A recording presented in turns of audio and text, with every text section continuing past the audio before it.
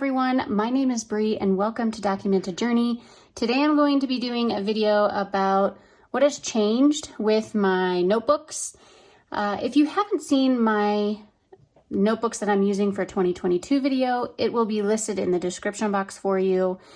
To be honest, not much has changed. So if you haven't watched that video, go do that and then come back.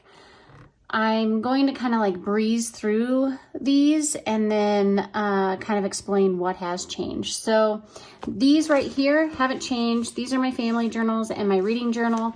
Nothing has changed with those. I'm going to set them aside. They're not journals that I actually get into a lot.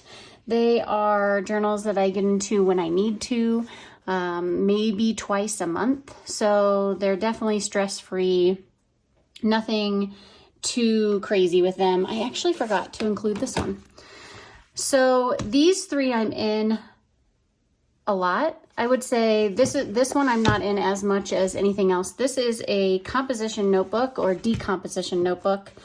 It is the cover that is extra large moleskin on my website, but this is just my kind of like take notes, long form type of journaling. Paper is not amazing. I use a Bolograph ballpoint pen and it's really long form journaling.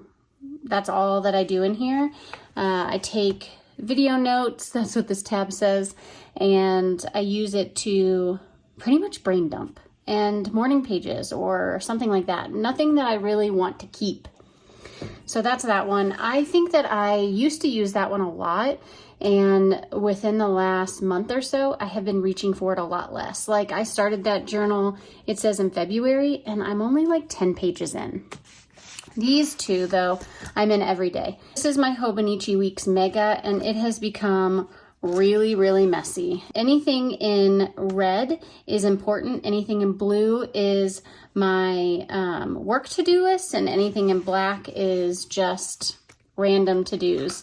I get in this every day. It's mainly for work, and I would never get the Mega again. I do in the notes pages write about video ideas and things like that, but the Mega is just too thick for me. And I say that every time. I'm just not a thick notebook type of person, so I don't know.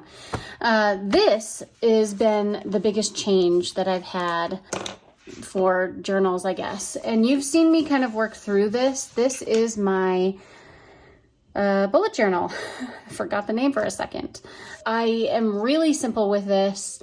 It's personal. I kind of walk through step by step my day, and a lot of you have requested a journal with me in this, which will happen, so that way you kind of understand how I use the Hobonichi stencils and use certain Hobonichi stencil icons for different things. And it's kind of like a list book, a list journal. I don't know. I just kind of list off the things that we did that day. So it's personal, but I know that many of you want to see how I use my icons, so that is something that I will do in the future, probably in my next May update situation. I might do like work through a page with you, but this has been the biggest change.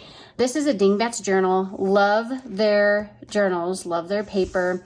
This is the dot grid. It is the cream version, so I think that I have the pamphlet back here. Maybe I do. So, and a picture of myself. Okay, so the Dingbats journals have different collections. This is the wildlife collection, so it does have some perforated pages. Those do not bother me. They don't even rip out very well. Like I have to really kind of bend back and forth the paper to get them to rip out. But that is the wildlife. This is the wildlife collection. It has cream paper, and you can get them in lined, grid, dot, and plain.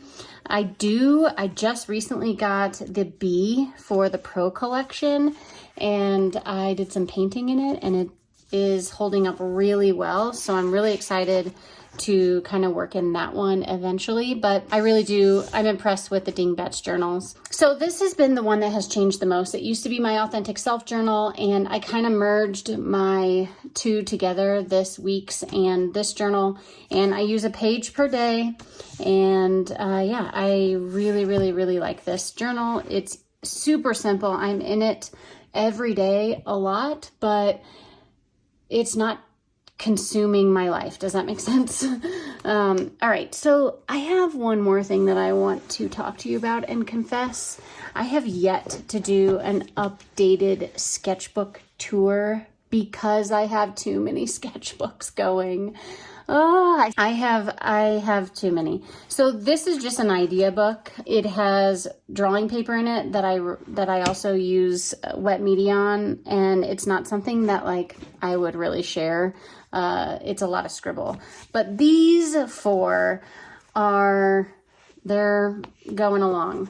This is a dingbatch journal. I got this one in the plain just to see how it would take watercolor and things like that, and it's doing amazing. I love it. I painted on the back and the front, and I really like it. I also painted all over the perforation, and it doesn't seem to bother it one bit. I've even used gouache, and it's worked out really well in here. It's a mini flip through. So I really like this. This journal has so many pages in it, so many pages. So I foresee this being around for a while. And yeah, there's no filling this up anytime soon. So this is going to be around for a while. Same with this one. This is a Stillman and Burn. It is, I think, a beta series. I'm not 100% sure, but it is smooth white paper. I do like it. I think my only holdup is there are times where I tape it and then it rips the paper. So I use a piece of sandpaper and I sand it down, and I'm not too thrilled about that, but this journal is going to be around for a while too.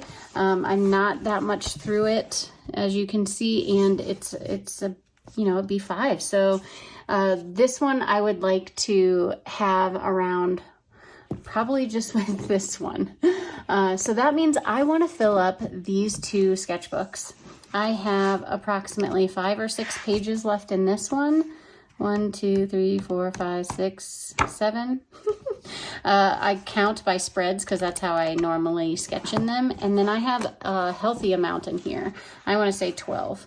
This is an etcher sketchbook. Love the paper.